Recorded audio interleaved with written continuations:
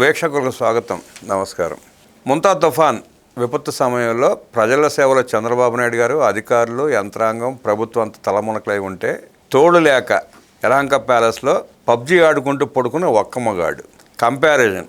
విపత్తు సమయంలో చంద్రబాబు నాయుడు గారు ప్రజలకు చేసే సేవలో ఆ సేవలు చేయలేక తన పరిపాలనలో వచ్చిన విపత్తుల నుంచి పారిపోయిన జగన్మోహన్ రెడ్డి. వ్యత్యాసాన్ని వివరించడానికి మనతో పాటు ఉన్నారు సీనియర్ జర్నలిస్ట్ దుర్గా కుమార్ గారు. వారిని అడిగి మరిన్ని విశేషాలు తెలుసుకునే ప్రయత్నం చేద్దాం. సార్ నమస్తే. నమస్కారం బ్రహ్మగారు, మన వీక్షకులకు కూడా. ఏ తుఫాన్ వచ్చినా, ఏ విపత్తు వచ్చినా చంద్రబాబు నాయుడు గారు పరిపాలన, ఆయన అడ్మినిస్ట్రేషను, ఆయన ప్రజలతో మమేకమయ్యే తీరు, అధికారులతో పని చేయించే తీరు మనం చూస్తానన్నాం. 1996 నుంచి అనేక తుఫాన్లు ఎదుర్కొన్నాడు. అనేక సమయాల్లో ఆయన ప్రజలను కాపాడుకున్న తీరు కూడా మనం అందరం చూసాం. అలాగే జగన్మోహన్ రెడ్డి పరిపాలనలో వచ్చిన వరదలకు కానివ్వండి, తుఫాన్లకు కానివ్వండి, ఆయన పారిపోయిన తీరు కూడా చూసాం. నిన్న బయటకు వచ్చి అంత అయిపోయిన తర్వాత ప్రెస్ మీట్ పెట్టి ఏదేదో అసందర్భ ప్రేలాపనలు మాట్లాడి వెళ్ళిపోయాడు. మళ్ళీ ఆయన ఆ ప్రేలాపనలు కూడా గొప్ప అనుకుని ఒక్క మగాడు అంటే ఎలివేషన్ ఇచ్చింది ఒక్క రాక్షి. ఆ కంపారిజన్ ఎలా చూస్తారు, ఎట్లా విశ్లేషిస్తారు? బ్రహ్మంగారు, ఒక అనుభవశాలి ఒక సిచ్యువేషన్ ఎదుర్కొనే తీరుకి అనుభవం లేని వ్యక్తికి ఎంత తేడా ఉంటుందనేది మనం చంద్రబాబు నాయుడు గారు, జగన్మోహన్ రెడ్డి ఇద్దరిని కనుక పెట్టి చూస్తే. సరే, ఇక్కడ జగన్మోహన్ రెడ్డికి అనుభవం లేకపోయినా పర్లేదు కానీ అసమర్థుడు, అది ప్రాబ్లం. అనుభవం లేకపోవటం, అసమర్థత, తర్వాత అసలు తనకు ఒక అవగాహనే లేదండి.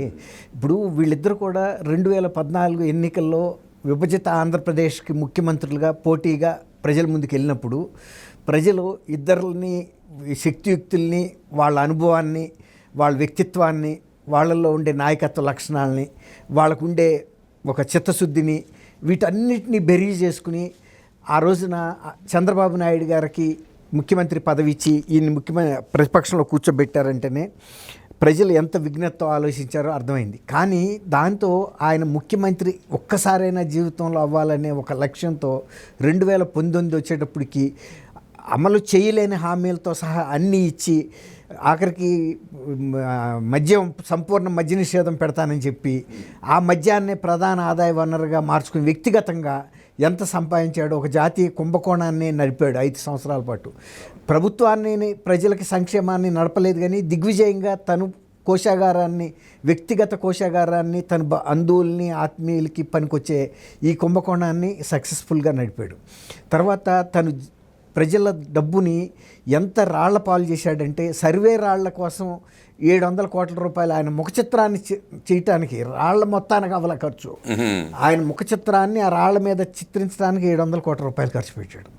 అట్లా ప్రతిదీ అదే వాళ్ళ చంద్రబాబు నాయుడు గారు ప్రతి రూపాయిని ప్రజలకు అందేలాగా 24 గంటలు కూడా రియల్ గవర్నెన్స్ చూసుకుంటా, అట్లాగే ఆన్లైన్ రిపోర్ట్స్ చూసుకుని ఎక్కడికి రిలీఫ్ పంపాలి, ఎట్లా పంపాలి, ఏ అధికారులని, ఏ శాఖల్ని సమన్వయం చేయాలి.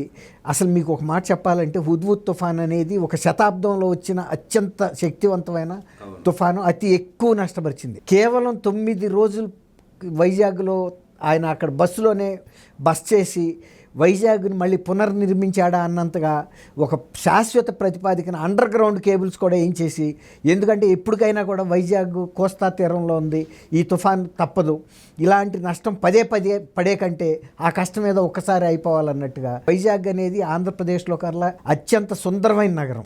ఆ సుందరమైన నగరం ఒక ఎడారిలాగా మారిపోయింది. అంటే చెట్లన్నీ మాడిపోయినాయి, ఇరిగిపోయినాయి, కూలిపోయినాయి. మళ్ళీ వెంటనే చెట్లను కూడా వీలున్నంత వరకు వాటిని మళ్ళీ పునఃప్రాణం పోసినట్టుగా చేసి కొత్త చెట్లను కూడా త్వరగా నర్సరీల నుంచి తెప్పించి ఒక స్థాయికి ఎదిగిన చెట్లని, మళ్ళీ గ్రీనరీని, మళ్ళీ వైజాగ్ వాసులకి ఒక మనోధైర్యాన్ని ఇచ్చాడు. మీ నగరం ఏమీ చెదరలేదు, మీ సుందర నగరం మీకే ఉంది అనే ఒక భరోసా ఇచ్చి తప్ప ఆయన వైజాగ్ నుంచి బయటికి రాలేదు. నెల రోజుల్లో మళ్ళీ పెను మార్పులు తీసుకొచ్చాడు. అదే అంటున్నా, ఆ రోజున అంత చేసి వాళ్ళల్లో చేతిలో చేసి నేను మళ్ళీ వస్తాను, మళ్ళీ చూస్తాను అని. నేను కూడా తర్వాత ఒక సందర్భంలో వైజాగ్ వెళ్ళినప్పుడు ఆశ్చర్యపోయా. అంతకుముందు నేను వైజాగ్లో కొన్నాళ్ళు ఉన్నాను, ఆ తర్వాత నేను ఎంత భయంగా వెళ్ళి, అంటే ఎట్లాంటి అంటే ఒక వినాశకరమైనటువంటి పరిస్థితి చూడాల్సి వస్తుంది. కానీ అంతకన్నా కూడా ఇంకా బాగా చేసి గతంలో కన్నా రోడ్లని అన్నిటిని ఇంకా ఇంప్రూవ్ చేశారు. ఎందుకంటే దృష్టి అంతా దాని మీద పెట్టి. అట్లా తర్వాత మొన్న జరిగిన తుఫాన్లో కూడా తిత్లీ తుఫాన్ కూడా బ్రహ్మాండంగా పనిచేశారు. ఆ తర్వాత మొన్న తుఫాన్లో కూడా అతి చిన్న విషయాలను కూడా జాగ్రత్త తీసుకుని ఎక్కడైతే లోతట్టు ప్రాంతాలు ఉంటాయో, ఎక్కడ జలమయం అవుతాయో, బలహీనమైన ఇళ్ళు ఉన్నాయో వాళ్ళందరినీ తీసుకురావటం గొప్ప కాదండి. గతంలో చాలాసార్లు ఇట్లాంటి పునరావాస కేంద్రాలు తీసుకొచ్చారు, కానీ తీసుకొచ్చిన తర్వాత వాళ్ళని పట్టించుకున్న నాదుడు ఉండేవాడు కాదు. ఈసారి అట్లా కాదు, వాళ్ళే చెబుతున్నారు. పునరావాసంలో ఉండి ఫస్ట్ టైం పాజిటివ్గా చెబుతున్న విషయం ఇప్పుడు చూసాం. వాళ్ళు మాకు టైంకి మంచి భోజనం పెట్టారు, 2-3 కూరలతో కూడా మాకు భోజనం పెట్టారు, పసిబిడ్డలు ఉంటే పాలు ఇచ్చారు, బిస్కెట్లు ఇచ్చారు, మందులు ఇచ్చారు, మాకు ఏ విధంగా కూడా ఇబ్బంది అవ్వలేదు పునరావాస కేంద్రంలో అని చెప్పారంటేనే అది చాలా గొప్ప విషయం. ఇది చూసిన తర్వాత అసలు నిజానికి ఒక ప్రతిపక్ష నాయకుడు హోదా లేకపోయినా కూడా జగన్మోహన్ రెడ్డి గారు బెంగళూరు నుంచి ఇమీడియట్గా, ఇప్పుడు ఆయన బెంగళూరు నుంచి ఇక్కడికి రావడానికి రూట్ అభ్యంతరం లేదు. ఆయన అనేక సార్లు జైళ్ళల్లో ఉన్న వాళ్ళ నాయకులను పరామర్శించడానికి స్పెషల్ హెలికాప్టర్లో వెళ్ళిన రోజులు ఉండే, విమానాల్లో వెళ్ళిన రోజులు ఉండే. ఆయన రాదలుచుకుంటే ప్రజల మీద అభిమానంతో డబ్బు లేదండి ఆయనకి, లక్షల కోట్ల రూపాయల ఆస్తులు ఉన్నాయి ఆయనకి, కానీ రాకుండా ఏదో ఒక రకమైన అపోహలు సృష్టించడానికి అభూత కల్పనలతో కూడిన విమర్శలు, అతకని విమర్శలు చేసి అది సాక్షి పత్రిక తప్ప ఇంకెవరు చేయరు. అంతెందుకు వివేకానంద రెడ్డి గారిని చంద్రబాబు హత్య చేశాడని ఆ ఒక్క పత్రిక, ఆ ఒక్క ఛానల్, సాక్షి ఛానల్ తప్ప ఇంకేదన్నా ఒక పత్రికలో వచ్చిందండి. అట్లాగే వివేకానంద రెడ్డి గారు వ్యక్తిత్వ హననం చేస్తూ వచ్చినవి కూడా 2 పత్రికల్లోనే. కాబట్టి నాకు ఒక సొంత పత్రికా ఛానల్ ఉందనుకుని ఇలాంటి అసత్య ప్రచారాలు చేసే కన్నా జగన్మోహన్ రెడ్డి ప్రజల్లోకి మొన్న వెళ్ళి కనపడాలని. అంతకుముందు ఉద్దు తుఫాన్ అప్పుడు నేను 50 లక్షలు ఇస్తానని, తర్వాత విజయవాడలో 4 లక్షల మంది బుడమేరు వాగుమూలాన మునగటం అసలు విజయవాడ చరిత్రలో మొదటిసారి 4 లక్షల మంది ఎఫెక్ట్ అయినప్పుడు కూడా ఆయన అక్కడ తాడేపల్లిలో ఉండి కనీసం పునరావాస కార్యక్రమాలు ఎలా జరుగుతున్నాయని తను ప్రతిపక్ష నాయకుడిగా కూడా వెళ్ళి చూడొచ్చు, తప్పేం కాదు. సేవ చేయొచ్చు, పులిహార చేసి పంచిపెట్టచ్చు, బిస్కెట్ ప్యాకెట్ ఏదైనా చేయొచ్చు, 100 మార్గాలు ఉన్నాయి సహాయం చేసేవాడికి. చేయకుండా నేను ఇట్లాంటి విమర్శలు, కువిమర్శలు, కవి కాలేనాడు విమర్శకుడు అవుతాడని ఒక మంచి పరిపాలకుడు కానిలేని వ్యక్తి ఇలాంటి కువిమర్శలకి పనికొస్తారు. అది ఆయన ప్రూవ్ చేశాడు.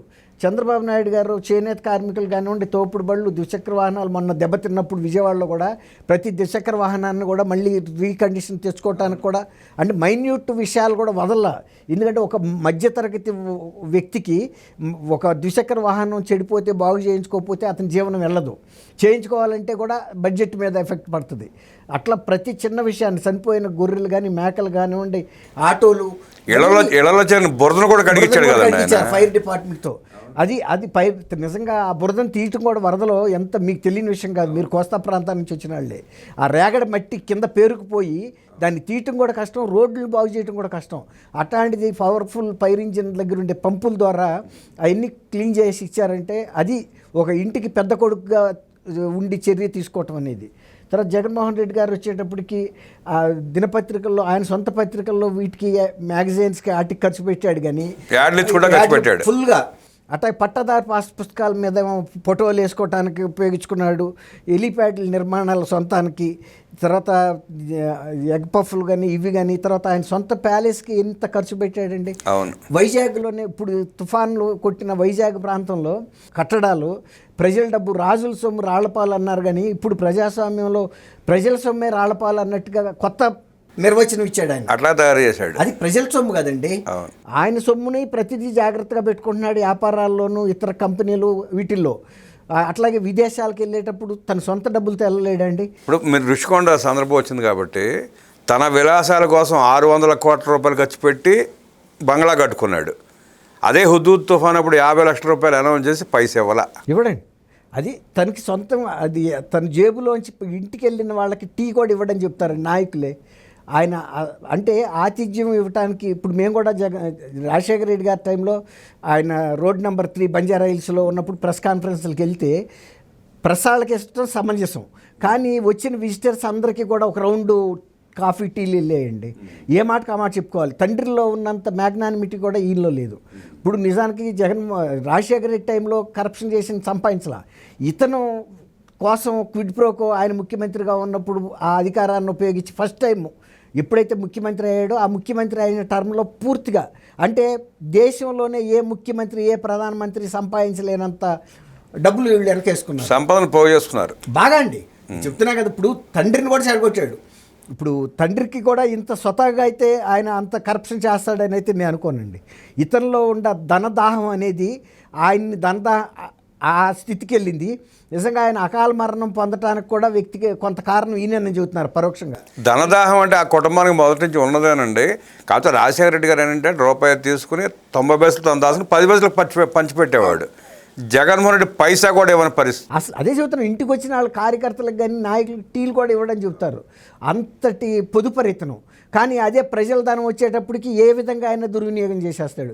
ఎందుకంటే తనకు రావాల్సిన కిక్ బ్యాక్ చూసుకుంటాడు. కానీ ఇంత ఖర్చు పెట్టి ఇప్పుడు తనకి ఎలక్ట్రికల్ ఒప్పందాల్లో కూడా చూశాం కదండి, ఎంత కోట్ల ఆయన బాలినేని శ్రీనివాసరెడ్డి వాళ్ళ బంధువు కూడా చెప్పాడు, నా ప్రమేయం లేకుండా నేను సంబంధిత మంత్రిని అయినా కూడా నా డిజిటల్ సంతకాలు కూడా పెట్టేసి వాళ్ళు చేశారు, అందులో నా పాత్ర లేదని చెప్పాడు.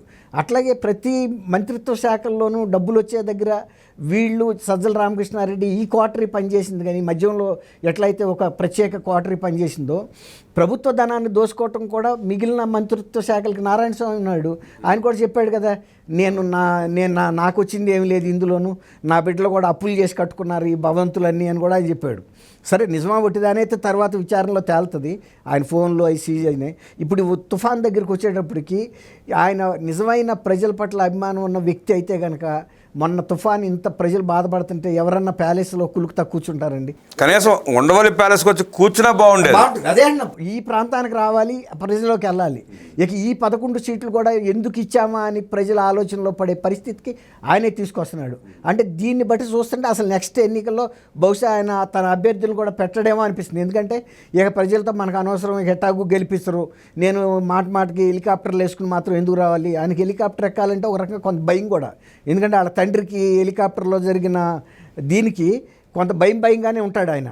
మరీ అత్యంత అవసరమైతే తప్ప ఇప్పుడు ఒంగోలులో ఆయన పలకరిస్తానికి ఎవరిని మాచర్ల ఎక్స్ఎమ్మెల్యే పిన్నెల్లి రామకృష్ణారెడ్డి అట్లాంటి వాటికి వెళ్తున్నాడు. కానీ వీలుండంతవరకు హెలికాప్టర్ ఎక్కాలంటే కూడా కొంచెం జంకే. తర్వాత ఇంకోటి ఎప్పుడు కూడా గతంలో జరిగిన తుఫాన్లో ఇమీడియట్గాను తుఫాన్ జరుగుతున్న టైంలో ఎప్పుడు వెళ్ళా, అంతా సద్దు మణిగిన తర్వాత వెళ్ళేవాడు. వారం తర్వాత ఏరియల్ సర్వే సేఫ్గా ఉంది వాతావరణం అంటేనే వెళ్తాడు, లేకపోతే రిస్క్ తీసుకుని అయితే ఆకాశంలో చక్ర రౌండ్ కూడా రైల్వే ప్రమాదాన్ని చూడటానికి కూడా హెలికాప్టర్లో వెళ్ళాడంటే అసలు ఇంతవరకు మనం ఎక్కడ ఇట్లాంటి సీన్ చూడలా. ఇలాంటి ఇన్సిడెంట్ మనం అసలు ఎప్పుడు చూడరు ఎవరు. తన డబ్బులైతే మంచినీళ్ళు కూడా ఇవ్వని జగన్మోహన్ రెడ్డి ప్రజల సొమ్ము అయితే వందల వేల కోట్ల రూపాయలు ఖర్చు పెట్టి ఆర్భాటంగా విలాసాలు అనుభవించాడు తప్ప మొన్న ప్రజల కష్టాలు ఉంటే కనీసం పలకరింపు కాదు కదా, ఒక పేపర్ స్టేట్మెంట్ కూడా ఇవ్వలేని దుర్మార్గుడు అంటూ విశ్లేషించిన దుర్గా కుమార్ గారికి ధన్యవాదాలు తెలియజేస్తూ నమస్కారం. బ్రహ్మ గారు.